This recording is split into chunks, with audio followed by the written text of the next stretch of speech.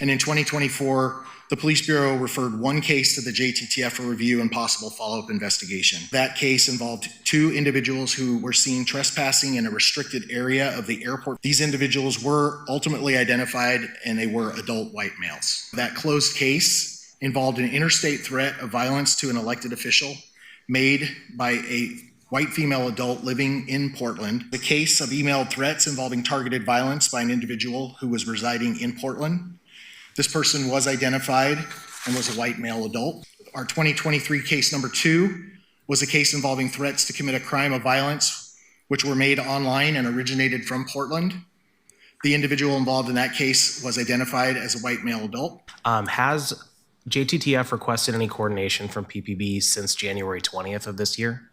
But no requests have been made since January 20th this year. To the long documented history of the FBI conducting unfounded and invasive surveillance, frequently targeting people of color or people based on their religious or political views. They were adult white males. We have anti-spying, anti-profiling laws. We have sanctuary laws. So our city officers, our Oregon state officers, they can't be assisting in immigration.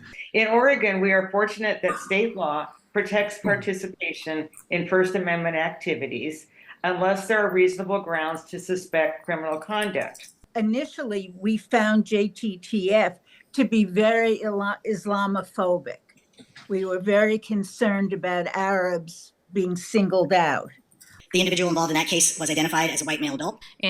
On January 22nd, 2025, the acting Deputy Attorney General, Emily Bove, talked about how they want to use the Joint Terrorism Task Force to help with prosecutions against immigrants. It's no surprise that immigrants are under attack in a different way right now. Right before this council meeting, I had the pleasure of opening up some of my unmarked letters from the public, and I received some creative Nazi poetry about how I should go back to my country. So the nature of that closed case involved an interstate threat of violence to an elected official made by a white female adult living in Portland.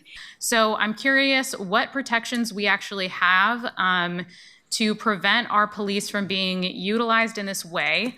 And I think that we can talk about, sentiments as far as making promises that we're not going to do that. But as a council, we're not getting that information in those briefings. So we have no true oversight to ensure that that is not happening. We have anti-spying, anti-profiling laws. We have sanctuary laws. So our city officers, our Oregon state officers, they can't be assisting in immigration.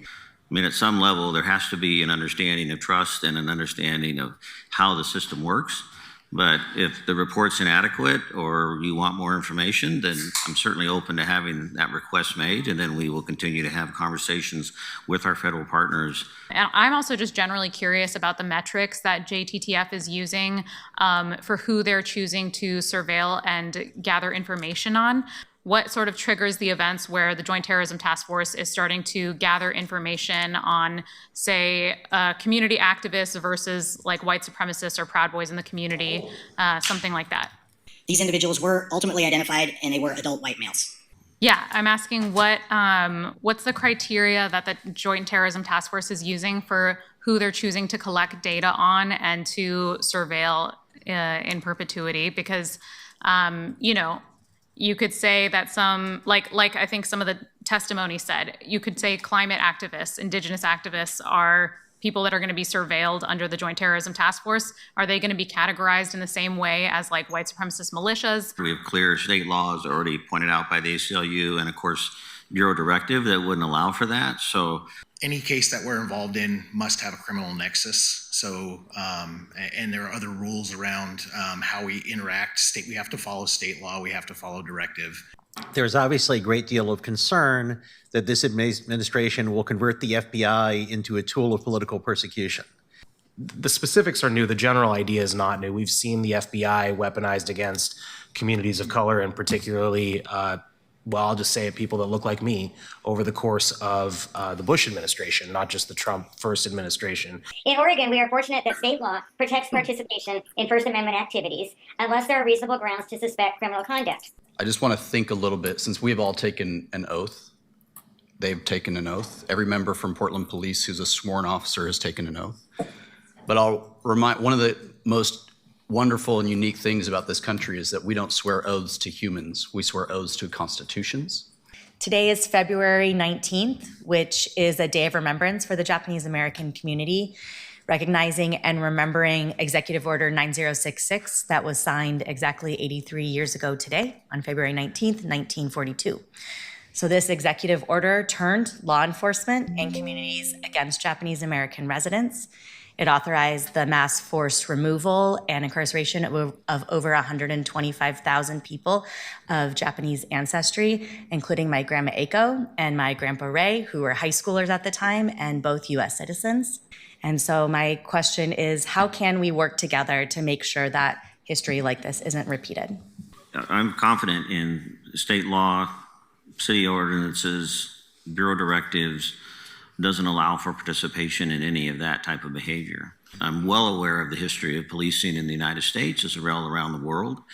And although I still believe it's the most honorable profession in America, and I'm proud to be a police officer, I understand the risk associated with it, the authority associated with it, the power that comes with it, and the history that comes with it. And the fear and concern that our community shares right now is real.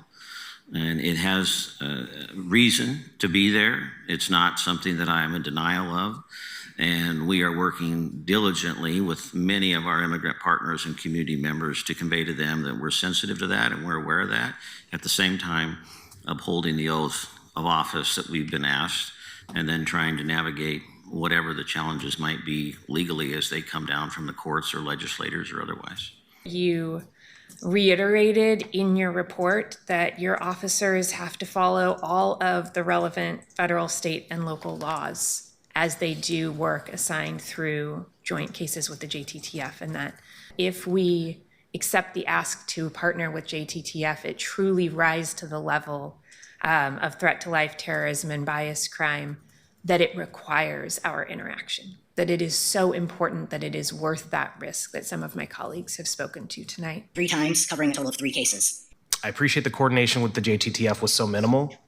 I have concerns about local law enforcement collaborating with federal law enforcement. I think like many of our colleagues here, given the federal context ushered in by the Trump administration. We have anti-spying, anti-profiling laws. We have sanctuary laws. I have to. One reservation I have is that, as Brandon Mayfield mentioned, the document appears to sort of endorse the national "if you see something, say something" campaign by DHS, which he raised some questions about. I haven't reviewed the elements of that campaign myself, so I'm not going to vote no based on that, but I just want to say that I am going to review that and see if I have the same concerns as Mr. Mayfield does. And so if this language is still there next year, that may or may not be an issue.